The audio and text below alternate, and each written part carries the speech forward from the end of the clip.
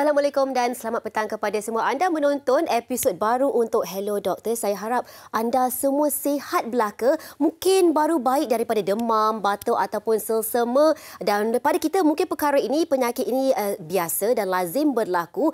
Tetapi mungkin adakah ia boleh mendatangkan bahaya di mana perhatian yang lebih harus diberikan. Kita akan bertanyakan soalan kepada doktor pakar nanti. Tetapi sebelum itu, jom kita tengok apa kata orang ramai tentang kekerapan mereka mendapat penyakit batuk, selsema dan demam. Saya tak pernah demam sampai tak boleh bangun. Demam tu biasa, demam biasa adalah. Sebelum saya kena tu, tanya-tanyanya pening kepala lah. Sakit tekak tu tak kena. Lepas tu ulcer kat mulut sebab jarang minum air suam. Saya kena COVID stage 4. Sebulan dekat hospital, hampir ditidurkan. Pas kena COVID, kerap demam, kerap batuk dan selsema. Setiap kali ada orang batuk ke selsema, saya akan kena. Sebelum saya nak kena demam ni, badan saya sakit-sakit. Lepas tu selsema semua. Rasa macam tak boleh bernafas lah sebab diorang macam tutup saluran pernafasan kan. Biasanya kalau nak demam tu, saya akan makan ubat. Tapi saya amalkan air suam dengan lemon. Bagi saya kalau demam ni satu je lah, makan ubat dan lihat yang secukupnya. Dan banyakkan minum air suam lah. Dan kerap jangan terlalu minum air manis. Saya selalu minum air lemon kosong panas. Tak ada gula lah, semua memang panas. Lepas tu makan ubat juga. Makan ubat ikut time semua. Tapi minum lemon tu banyak kali lah. Sebab dia boleh macam meredakan sakit sikit. Itu dia pelbagai pengalaman yang kita dengar daripada orang ramai. Ada yang perlu ditidurkan, ada yang ekstrim, ada yang biasa-biasa sahaja. Jadi mungkin ada pelbagai jenis penyakit demam, batuk dan selsema ini. Kita akan dapatkan jawapan daripada doktor kita yang sudah pun berada di dalam studio. Bersama kita adalah Dr. Nurul Yakin Muhammad Esa, pakar perunding perubatan dalaman dan paru-paru daripada Sunway Medical Centre Velocity. Assalamualaikum doktor, selamat datang ke set Hello Doktor. Waalaikumsalam. Terima kasih atas jemputan. Ya doktor, hari ini topik kita adalah tentang demam, batuk dan selsema. Perkara ini mungkin biasa, kita sentiasa kena, seharusnya sudah mengalami kita ataupun kanak-kanak. Tapi kita nak dapatkan juga definisi sebenarnya apa itu demam, batuk dan selsema. Doktor, silakan. Okay, jadi kalau kita lihat definisi demam, demam adalah satu proses dalam badan kita untuk memberitahu bahawa badan kita sedang berada di situasi yang tidak normal. Jadi kalau kita cek suhu badan kita, temperature ataupun suhu badan 37.5 dan ke atas, itu dikira suhu untuk mengatakan seseorang itu demam. Jadi sementara batuk pula adalah satu mekanisme di dalam saluran pernafasan kita untuk mengeluarkan benda asing ataupun bahan-bahan ataupun virus bakteria yang tidak sepatutnya berada dalam saluran pernafasan kita. Jadi itu adalah batuk. Jadi kalau kita batuk tu kita boleh ada batuk berkahak, batuk tidak berkahak. Sementara selsema pula adalah satu proses penghasilan lendiran yang berlebihan daripada rongga hidung kita. Jadi lendiran ni pula boleh berwarna putih, berwarna kuning, berwarna hijau bergantung kepada punca-punca selsema tersebut. Jadi suhu tadi yang doktor sebutkan 37 darjah. 0.5. 37.5 dan ke atas baru itu menandakan demam. Kalau demam ni pun ada pelbagai tahap. Kalau 37.5 ataupun 38 itu kira mild, demam yang tidak terlalu serius lah. Jadi selalukah kita perlu mengambil suhu badan menggunakan termometer? Kita nak rasa macam ini je, mungkin kita tak dapat nak membuat penilaian kita ni demam ke tidak, terutamanya untuk kanak-kanak. So kita nak monitor badan kita macam mana doktor? Okay. Jadi kebiasaannya memang kita akan nasihatkan untuk pesakit yang mengalami masalah demam ini, kalau boleh ada termometer sendiri di rumah. Kita ada home thermometer yang boleh digunakan pakai di rumah. Jadi dengan home thermometer tersebut, kita boleh gunakan untuk periksa dan pastikan bahawa badan kita ini sudah sembuh daripada demam ataupun tidak. Kebiasaannya kita akan nasihatkan untuk mungkin periksa setiap 4 hingga 6 jam sekali untuk memastikan demam itu tidak mencapai tahap yang terlalu serius. Biasanya kalau tahap serius itu kita consider kalau 40 darjah dan ke atas itu memang serius lah tu. Dan kebiasaannya kalau 37.5 tetapi menyebabkan simptom seperti lemah, lesu, tidak bermaya, tak boleh makan, tak boleh minum, pening kepala yang bersangatan. Jadi kita akan nasihatkan untuk ambil rawatan berbentuk yang boleh membantu mengurangkan suhu tersebut. Bercakap tentang suhu, doktor, adakah keadaan persekitaran kita tinggal di negara Malaysia yang memang sangat panas setiap hari, adakah itu boleh mempengaruhi suhu badan kita, dan sebenarnya itu tidak menandakan kita demam, tapi dia mempengaruhi suhu badan? Adakah itu boleh berlaku? Okey, jadi memang faktor persekitaran boleh memberi kesan kepada suhu badan kita, ya. Faktor persekitaran yang panas, ya. Contohnya di Malaysia ataupun di negara Timur Tengah, ya, boleh menyebabkan suhu badan kita meningkat lebih daripada biasa. Dan kalau kita berada di negara sejuk macam di negara Eropah atau di kutub utara, kutub selatan, ya, boleh juga menyebabkan suhu badan kita menurun kurang daripada paras yang normal, ya. Jadi kalau kita lihat dari segi range yang umum, kita lihat 37 hingga 37.4 itu adalah range suhu yang normal. Selain daripada itu dikira sebagai tidak normal. Untuk kanak-kanak, terutamanya buat para ibu bapa, bilakah kita harus bimbang? Kita selalu cek suhu mereka mungkin tidak bermaya, tidak aktif seperti biasa. Kalau dewasa 40 ke atas itu memang serius dan kita perlu ke doktor segera.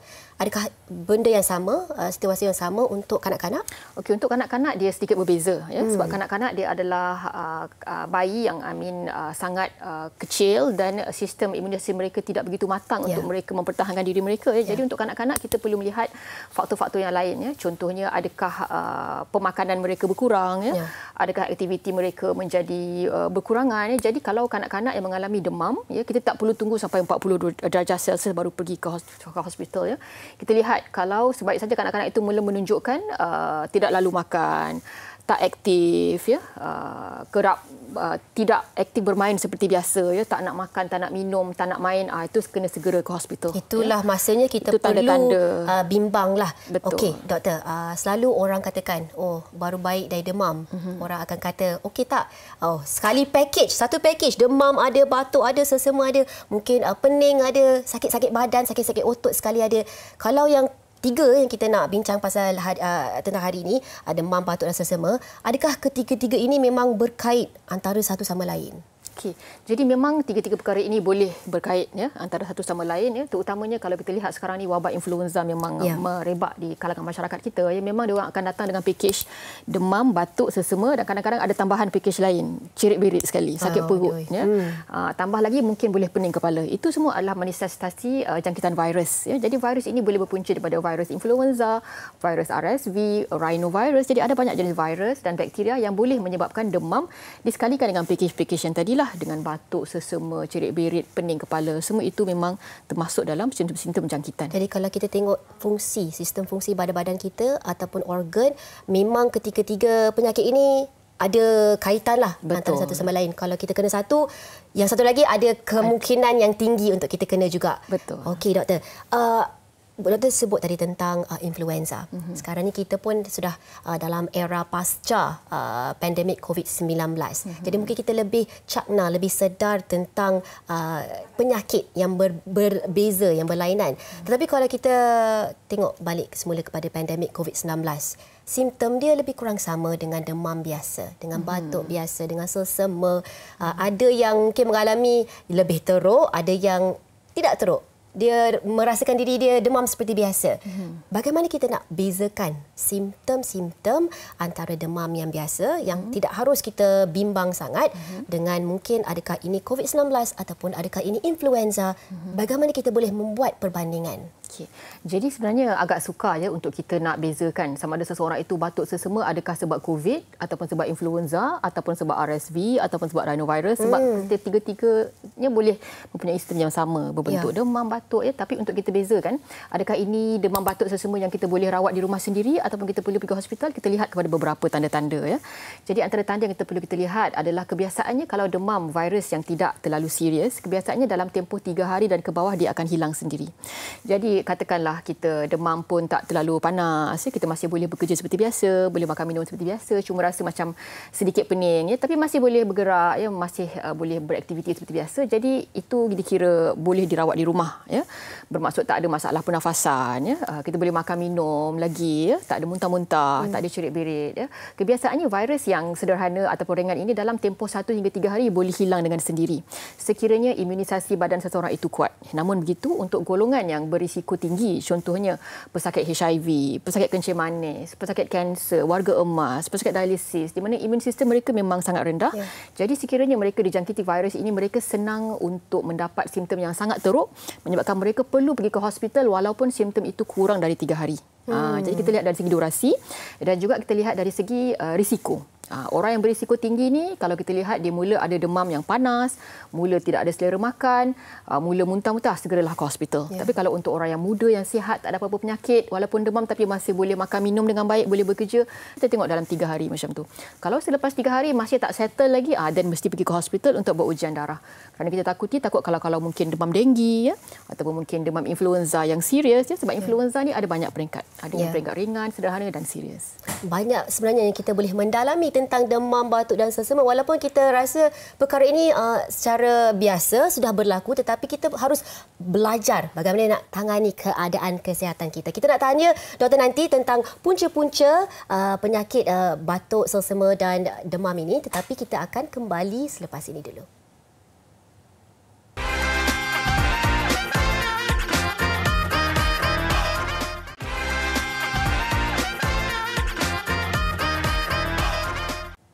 Bertemu kembali dalam Hello Doktor. Kita masih lagi bersama dengan Dr. Nurul Yakin yang telah pun menjelaskan kepada kita tentang apa itu demam, batuk dan selsema. Dengan ilmu yang lagi mendalam, kita dapat menjaga kesihatan dengan lebih baik kerana mungkin perkara ini pada kita lazim berlaku dan sering berlaku, tetapi kadang-kadang mungkin boleh mendatangkan risiko yang lebih tinggi kepada kesihatan kita. Betul ya, Doktor? Betul. Doktor, kita nak tahu juga apakah punca-punca penyakit ini? Okey, jadi sebenarnya ada beberapa punca yang perlu kita perhatikan, ya. Kebiasaannya puncanya adalah jangkitan virus, ya. Contohnya virus influenza, virus rhinovirus, virus RSV dan pelbagai jenis virus yang lain, ya. Dan kemungkinan juga jangkitan bakteria boleh menyebabkan demam, batuk selsema, ya. Contohnya bakteria Streptococcus, Klebsiella dan pelbagai lagi jenis bakteria, ya. Selain daripada itu, ya, keadaan sekeliling, ya, contohnya mungkin alahan, ya, ada orang yang dia alah ataupun ada alergis, ya, terhadap sesetengah debu ataupun habuk-habuk atau bulu binatang. Mereka boleh juga mempunyai masalah batuk selsema ini. Jadi itu adalah antara mungkin punca-punca yang boleh menyebabkan demam, batuk selsema. Sebenarnya ada banyak lagi yang lain. Contohnya penyakit kanser pun boleh menyebabkan demam, ya. Penyakit seperti autoimun, masalah imuniti juga boleh menyebabkan demam. Jadi ada pelbagai punca yang boleh kita siasat. Ia berbeza mengikut individu. Kerana Betul. setiap individu mungkin lebih sensitif kepada persekitaran ataupun mereka yang mempunyai penyakit. Mereka merupakan golongan yang lebih berisiko. Betul, Doktor.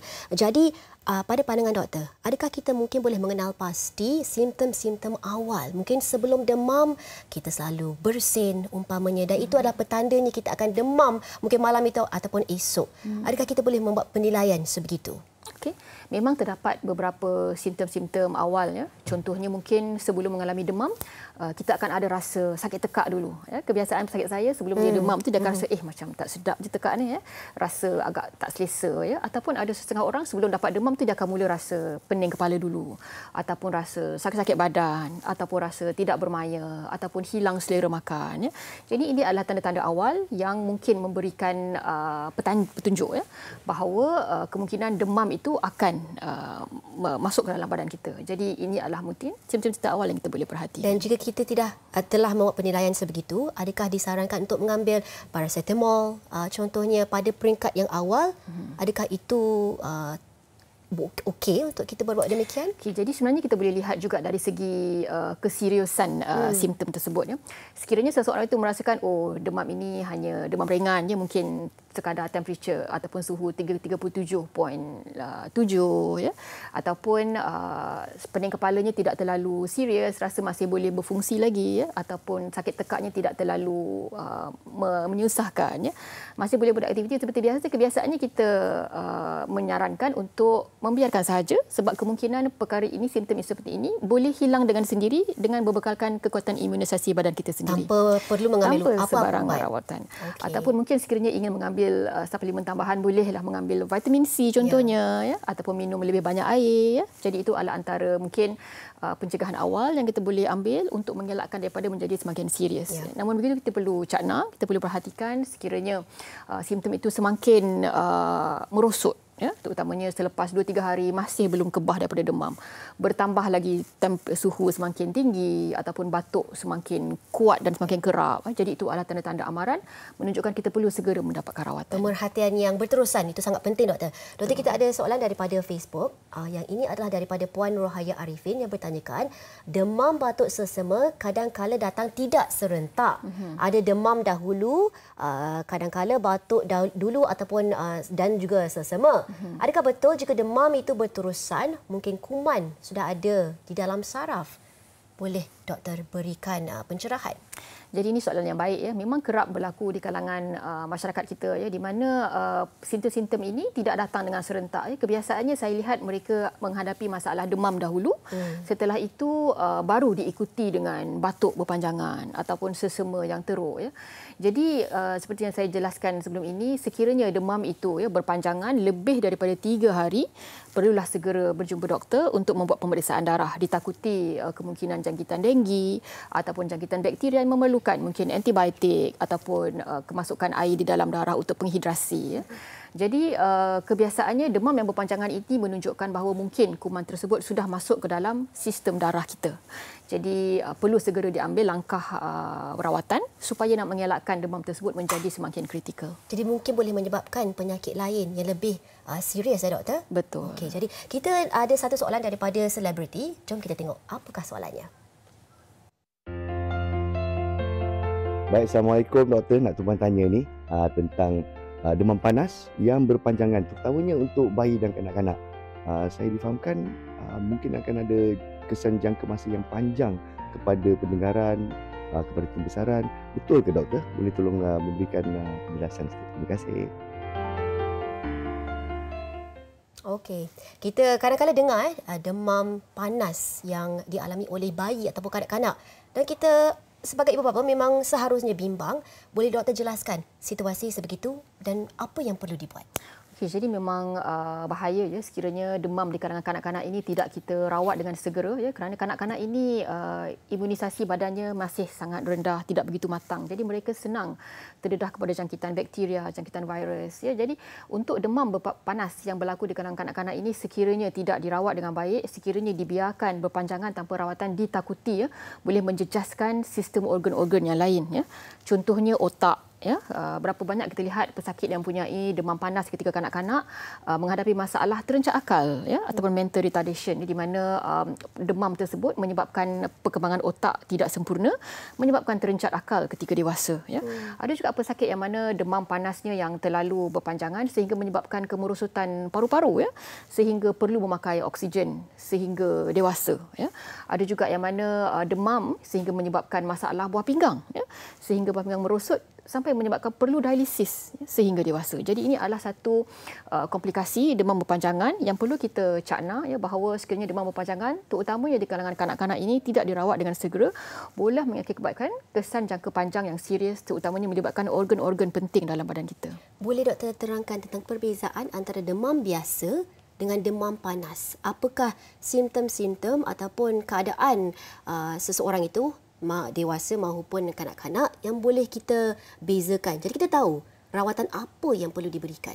Okay, jadi mungkin kalau kita lihat dari segi dewasa itu, kalau kita lihat suhu yang melebihi 40 darjah Celsius itu adalah satu tanda amaran menyebabkan mereka perlu segera ke hospital untuk mendapat rawatan ubat demam, ya, hidrasi dengan IV drip. Untuk kanak-kanak dia tidak ada spesifik level suhu, ya. Sekiranya kanak-kanak tersebut kita lihat mempunyai selera makan yang berkurang, ya, ataupun tidak boleh makan langsung, ataupun bila makan dia muntah, ya, ataupun tidak aktif langsung. Jadi itu adalah tanda-tanda amaran yang perlu segera kita beri perhatian, perlu segera bawa ke hospital untuk mendapatkan hidrasi dan juga rawatan antibiotik. Itu kategori demam panas? Betul. Okey, doktor, tadi doktor sebut tentang imunisasi, sistem imunisasi badan. Adakah persepsi ini, mungkin kita pernah dengar seseorang, terutamanya kanak-kanak, dia perlu jatuh sakit, perlu alami sakit-sakit demam, batuk atau sesama sekali-sekala semasa membesar kerana ini akan merangsang ataupun memperbaiki sistem imunisasi badan untuk jangka masa panjang. Adakah ini benar? Okey, jadi mungkin ada kebenaran di situ, ya. Memang betul sekiranya kanak-kanak itu menghadapi jangkitan, kemudian badannya berupaya untuk melawan jangkitan tersebut, ya, itu akan meningkatkan antibodi ataupun imunisasi badannya. Namun begitu, seperti yang saya jelaskan tadi, sistem imunisasi kanak-kanak ini masih belum matang. Jadi ada kalanya mereka tidak mampu untuk melawan jangkitan bakteria itu dengan sendiri. Jadi ketika inilah kita perlu bantu dengan memberikan antibiotik, dengan memberikan hidrasi, drip, ya. Jadi kita perlu lihat respon kanak-kanak tersebut.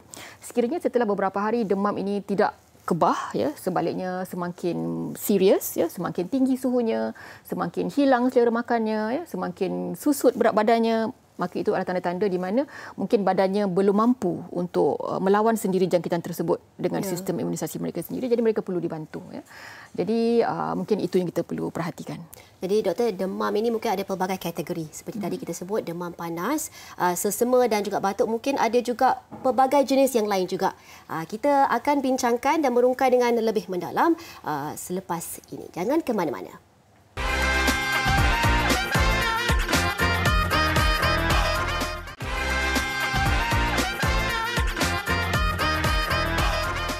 Bersua kembali dalam Hello Doktor. Topik perbincangan hari ini adalah tentang demam, batuk dan sesema. Mungkin anda tidak tahu sebenarnya ada pelbagai jenis ataupun kategori berbeza di bawah setiap penyakit ini. Untuk dapatkan pencerahan dengan lebih lanjut, kita bersama dengan Dr. Nurul Yakin. Betul ke doktor? Ada pelbagai jenis batuk, sesema dan juga demam yang perlu kita cakna. Ya, betul sekali, ya. Selalunya kalau kita bercakap mengenai demam, kita akan merujuk kepada jenis-jenis demam yang berpunca daripada sesuatu organisma. Contohnya kita ada demam denggi, kita ada demam malaria, kita ada demam flu ataupun demam batuk sesema dan kita juga ada demam sawan. Ya. Jadi kita melihat jenis-jenis batuk tersebut, demam tersebut, ya, bergantung kepada punca ataupun mikroorganisma yang menyebabkannya. Dari segi batuk pula, mungkin kita boleh kategorikan kepada batuk kering dan juga batuk yang berkahak. Ya, jadi itu adalah antara dua kategori utama batuk. Ya. Kita akan tanya, batuk kamu ada kahak ataupun tidak? Jadi kalau ada kahak, itu adalah batuk berkahak, ataupun kiranya tak ada batuk, batuk kering. Jadi itu adalah batuk kering. Sesema pula kita boleh klasifikasikan. Kita ada sesema yang disebabkan alahan. Ya. Contohnya mungkin rhinitis, allergies, ya, alahan. Ataupun sesema yang disebabkan jangkitan. Ya. Contohnya flu, ya, disebabkan oleh jangkitan virus. Jadi mungkin itu adalah antara kategori ataupun jenis-jenis demam, batuk, sesema yang kita boleh guna pakai dalam kita punya perbualan seharian. Ya, untuk batuk, doktor, kadang-kadang batuk itu sangat berpanjangan, lama durasinya. Ada juga terma yang pernah saya dengar, batuk 100 hari. Adakah itu sesuatu yang perlu kita bimbang ataupun sebenarnya perkara biasa? Okey. Jadi terutamanya sekarang ini kita berada di pasca COVID-19, ya, di mana batuk berpanjangan ini adalah antara salah satu simptom untuk pasca COVID-19 sindrom, ya, di mana kebanyakan pesakit mempunyai masalah batuk berpanjangan. Jadi definisi batuk berpanjangan itu adalah apabila seseorang itu batuk melebihi tempoh 2 minggu, ya. Kerana batuk kebiasaannya akan hilang sendiri, ya, dalam masa kurang daripada 3 hari. Sekiranya lebih daripada tempoh tersebut, kita akan mula mengesyaki adakah ada kemungkinan jangkitan bakteria ataupun virus yang perlu kita bantu dari segi rawatan. Ya. Namun begitu, sekiranya tempoh melebihi daripada 2 minggu, ya, kita akan mula mengesyaki mungkin puncanya adalah lebih serius. Mungkin jangkitan pneumonia yang lebih kompleks, ataupun mungkin jangkitan TB yang lebih berbahaya, ataupun mungkin adalah kanser paru-paru yang lebih berbahaya. Jadi kita perlu lihat dari segi durasi simptom tersebut dan apakah simptom-simptom lain yang turut mengikuti simptom batuk tersebut. Dari situ kita boleh membuat penilaian apakah langkah seterusnya yang kita perlu lakukan. Adakah kita perlu segera membuat X-ray, CT scan, ataupun bronkoskopi masuk kamera dan sebagainya. Jadi kita lihat dari segi durasi simptom tersebut dan apakah simptom-simptom lain yang mengikuti simptom batuk tersebut. Kadang-kadang doktor, kita dengarlah untuk mungkin daripada pihak majikan, ada sesetengah individu yang selalu ambil MC, selalu kerap sakit. Memang benar mereka jatuh sakit sama ada demam, batuk ataupun sesema. Adakah sesetengah individu, sesetengah golongan ini lebih mudah, lebih sensitif terkena penyakit-penyakit ini? Jadi ini memang betul ya. Memang ada setengah individu yang mungkin tahap imunisasinya agak rendah ya, ataupun alahannya terlalu sensitif lebih daripada orang biasa. Kebiasaannya orang yang mempunyai masalah alahan ya, ataupun asma ataupun alergis ini, mereka lebih cenderung untuk dapat batuk berpanjangan ataupun sesama dan demam berbanding orang-orang yang biasa yang tidak ada masalah alahan ya. Biasanya kita akan lihat adakah mereka ini mempunyai sejarah keluarga asma ataupun sejarah alahan kulit, sejarah alahan makanan. Sekiranya mereka ini ada sejarah-sejarah alahan tersebut, mereka ini adalah kategori yang lebih sensitif. Mereka ini lebih mudah mendapat batuk, sesama sekiranya terdedah kepada habuk. Mungkin kalau orang-orang biasa terdedah kepada habuk mungkin bersin sekali dua lepas tu dah okey. Tapi untuk orang yang ada alahan ini, sekali terdedah kepada habuk terus ada masalah, susah nafas, demam, perlu dimasukkan ke hospital dan sebagainya. Susah nak elak ke keadaan sebegini? Memang seseorang individu tidak ada pilihan lain. Tetapi perlu menghadap senario sebegini. Jadi sebenarnya ada beberapa langkah yang kita boleh ambil untuk mengurangkan risiko situasi di mana penyakit menjadi semakin teruk ya. Contohnya mungkin orang yang mempunyai alahan tadi boleh mengambil langkah berjaga-jaga mungkin dengan memakai mask sekiranya dia tahu dia akan terdedah kepada habuk-habuk ataupun bulu-bulu binatang ataupun di tempat yang ramai orang, maka orang yang lebih sensitif ini perlulah memakai topeng muka untuk menjaga ya. Dan mungkin orang yang mempunyai masalah asma ataupun lelah tadi boleh mengambil rawatan inhaler untuk mengawal simptom batuk mereka, susah nafas mereka, kerana sebenarnya penyakit alahan ini boleh dikawal ya dengan rawatan yang betul. Mereka sebenarnya boleh melalui hidup seperti orang biasa. Doktor, sekarang ni kita dalam zaman social media dan internet dan sebagainya. Kadang-kadang kita menjadi doktor Google, doktor sendiri untuk diri kita. Jadi ada pelbagai fakta di luar sana yang mungkin kurang tepat. Jadi antara apa yang fakta, apa yang mitos, jom kita lihat apa yang benar dan tidak benar tentang demam, batuk dan sesama.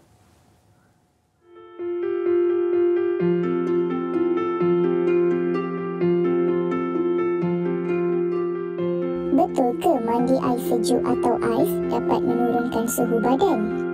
Fakta, bila kita mandi dengan air sejuk, ini akan mengurangkan suhu badan kita, terutamanya bila kita tak sihat dan demam.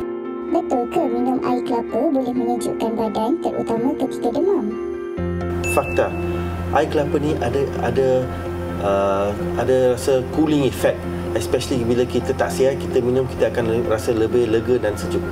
Betul ke individu batuk tidak boleh makan makanan yang berminyak? Fakta, makanan yang berminyak boleh menyebabkan satu kondisi yang bernama GERD, dan ini boleh menyebabkan kita berbatuk lebih. Betul ke sering minum ais dan minuman sejuk boleh menyebabkan batuk sukar untuk sembuh?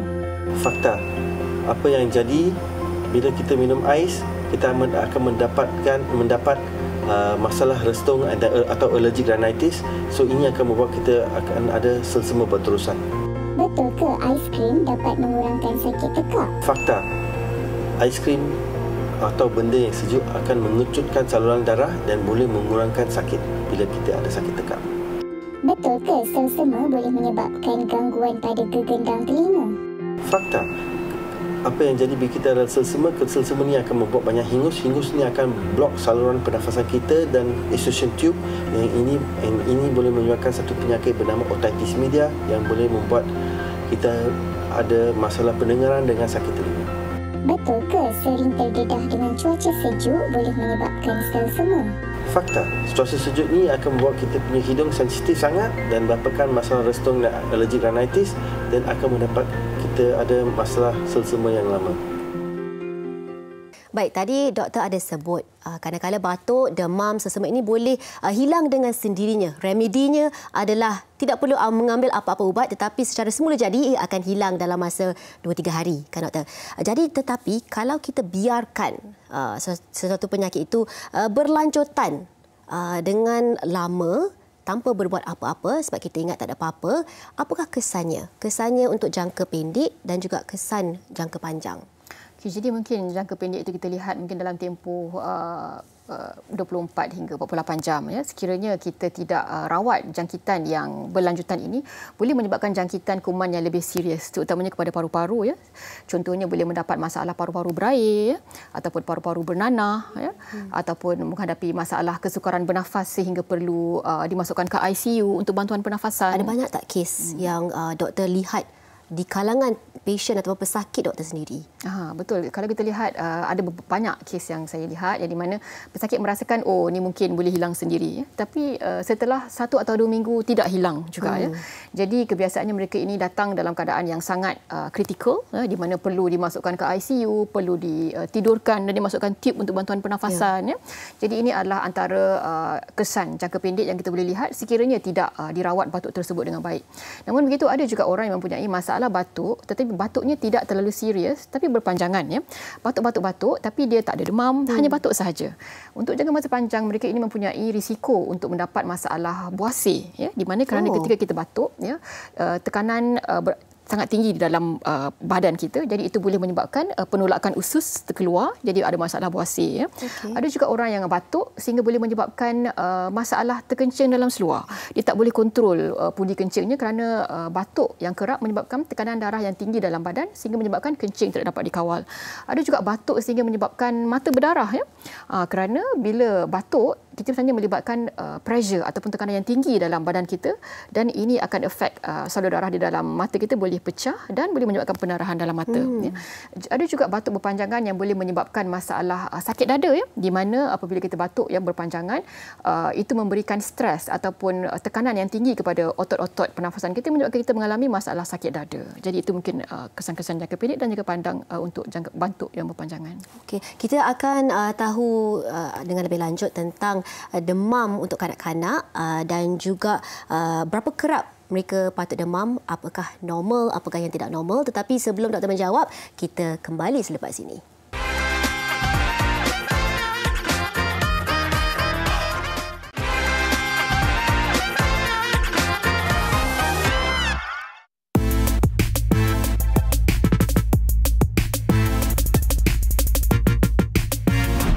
Hai, saya Dr. Patricia. Saya pakar obstetrik dan gynecology.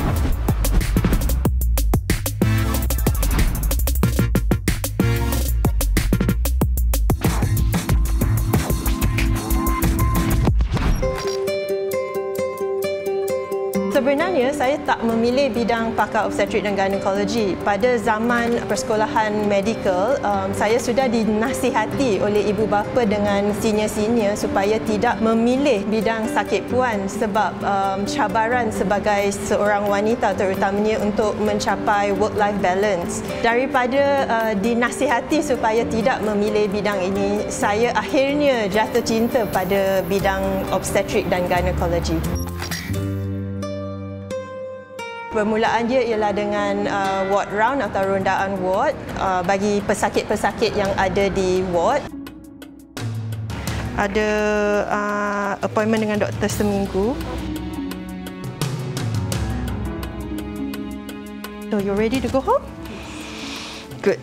Dan lepas itu saya akan buat pembedahan. So sama ada pada hari itu kalau dischedulekan ada operation cesarean section, saya akan teruskan. Selamat pagi. Hari ini kita buat operation cesarean section ya untuk patient doktor ya. Selepas itu adalah klinik pakar. So saya akan tengok patient dan kita akan consult dan bagi rawatan.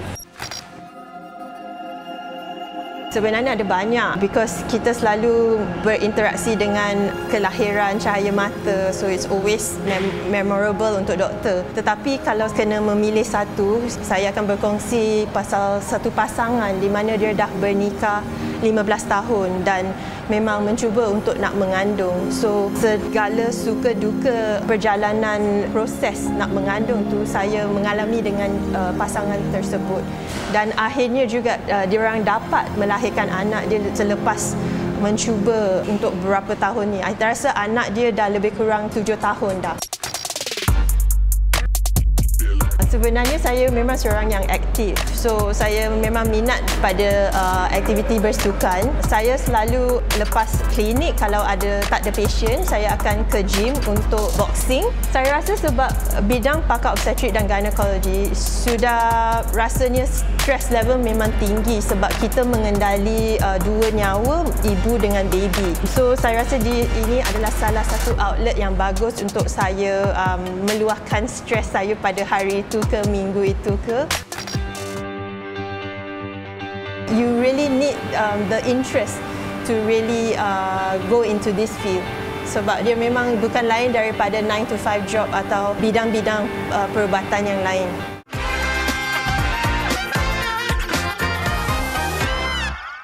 Baiklah, topik perbincangan hari ini adalah tentang demam, batuk dan selsema. Doktor, kita selalu dengar ini musim batuk, musim demam, musim selsema.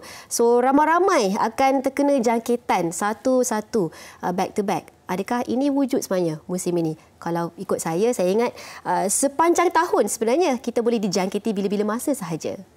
Betul ya, terutamanya apabila sekarang ini kita berada di pasca COVID-19 ya, kajian menunjukkan bekas-bekas pesakit COVID mereka lebih cenderung untuk mendapat jangkitan kuman berbanding orang yang tidak pernah mendapat COVID kerana imunisasi badannya agak rendah dan paru-parunya sudah sedikit terjejas dari segi strukturnya menyebabkan mereka lebih mudah menerima jangkitan berbanding orang yang biasa.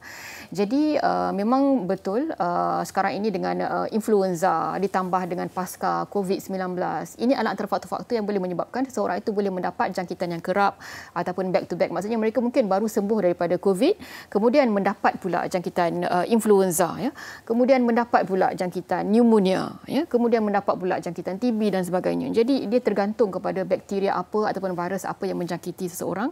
Jadi kita perlu lihat kes demi kes, ya. Setiap pesakit mempunyai kondisi yang berlainan dan mereka perlu dirawat berdasarkan bakteria ataupun organisma apa yang menjangkiti mereka. Ya. Kita ada satu soalan daripada Facebook, kali ini daripada Azli Kecil. Saya nak tanya di antara demam, batuk dan selsema, kenapa batuk lambat untuk pulih berbanding demam dan selsema? Kadang-kadang mengambil masa sampai seminggu ke 2 minggu. Apakah tips untuk cepat pulih? Doktor boleh berikan. Okay, jadi mungkin seseorang itu mempunyai kecenderungan untuk mengalami batuk berpanjangan terutamanya jika mereka mempunyai sejarah alahan. Untuk orang yang ada sejarah alahan mungkin asma dalam keluarga ataupun alahan makanan laut, ya, ataupun masalah kulit eksema, kebiasaannya orang yang ada masalah alahan ini batuknya akan lebih panjang daripada orang yang biasa. Boleh mencecah sehingga seminggu atau 2 minggu. Ya. Kadang-kadang boleh mencecah sehingga 100 hari baru sembuh. Ya. Jadi untuk orang-orang yang mempunyai masalah seperti ini kita akan cadangkan untuk kalau boleh tips-tipsnya adalah mungkin mengambil suplemen vitamin C, ya, kerana vitamin C didapati boleh mempercepatkan tembuh kesembuhan, ya, dan boleh meminum lebih banyak air kosong kerana air itu boleh membantu mengurangkan rangsangan ataupun iritasi di tekak, dan mengurangkan makanan seperti makanan pedas, makanan berminyak, ya, kerana makanan pedas dan berminyak itu didapati boleh menyebabkan rengsaan di tekak itu berpanjangan, ya, dan mengurangkan makanan sejuk seperti aiskrim ataupun minuman berais kerana aiskrim dan minuman berais itu didapati boleh melambatkan tempoh penyembuhan setelah sembuh daripada jangkitan itu. Jadi ada banyak kena mengena dengan gaya hidup, doktor. Betul. Jadi gaya hidup kita perlulah dijalankan dengan baik. Kita perlu selalu mengambil vitamin dan suplemen bukan bila jatuh sakit sahaja tetapi secara berterusan. Betul, doktor. Jadi apakah rawatan yang kita boleh ambil di rumah? Kalau tadi doktor dah disebut kita boleh mengambil paracetamol. Selain daripada itu, apakah yang boleh kita lakukan di rumah jika tidak perlu berjumpa dengan doktor, termasuk untuk kanak-kanak, doktor? Kanak-kanak ni mungkin kadang-kadang susah kita nak berikan ubat ataupun pergi berjumpa dengan doktor. Apakah rawatan yang boleh dilakukan di rumah? Okey, jadi mungkin yang pertama saya boleh galakkan untuk banyakkan minum air suam, ya. Kemudian kurangkan makanan yang berminyak, ya, makanan aiskrim, ya. Kanak-kanak ni memang tak boleh jumpa aiskrim, mereka akan makan, ya. Jadi kalau boleh elakkan daripada makanan tersebut, elakkan makanan yang pedas, ya. Kemudian saya boleh mungkin kongsikan tips-tips untuk meningkatkan imunisasi badan seseorang, ya. Yang pertama adalah tidur yang cukup, ya. Pastikan kita mempunyai tidur yang cukup sekurang-kurangnya 6 hingga 7 jam sehari untuk dewasa dan 8 hingga 10 jam sehari untuk kanak-kanak, ya. Kerana kajian menunjukkan orang yang mempunyai tidur yang cukup, antibodinya adalah 2 kali ganda lebih tinggi daripada orang yang tidurnya kurang daripada 4 jam sehari, ya.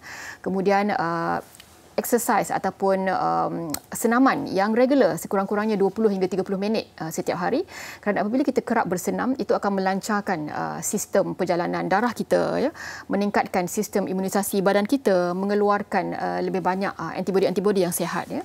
Dan kemudian makanan yang seimbang, ya, kurangkan makanan fast food, makanan ringan, ya, makan lebih banyak sayur-sayuran, buah-buahan, ya, yang mempunyai banyak nutrisi yang sangat bagus untuk meningkatkan imunisasi kita, dan juga stres stress management di mana kita boleh cuba mengawal masalah stres ataupun tekanan di tempat kerja ya, dengan mungkin melakukan untuk orang yang Islam kita boleh berdoa, bersembahyang, mungkin ada orang yang mengamalkan meditasi ataupun yoga dan sebagainya. Jadi stress management ini sangat penting untuk kita meningkatkan imunisasi badan kita. Jadi dan kemudian last but not least vaksinasi lah, vaksin. Dengan mengambil vaksin itu kita boleh mengurangkan risiko untuk mendapat jangkitan kuman sebanyak 70% kekurangan risiko. Ya, banyak pesakit-pesakit saya yang sebelum ini kerap dimasukkan ke hospital kerana jangkitan kuman ya.